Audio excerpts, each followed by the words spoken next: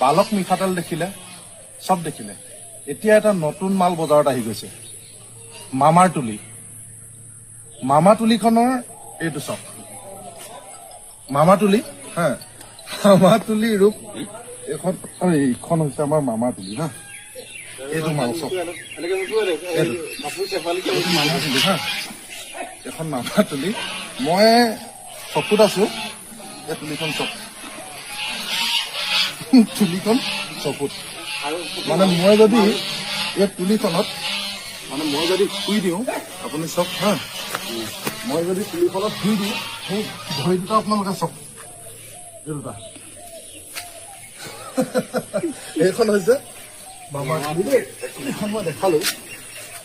এতিয়া এটা আমাৰ অসমীয়াত খুব ধুনীয়া প্ৰবাদ আছে, ছাঁতে শুকোৱা মুঠিতে লুকোৱা।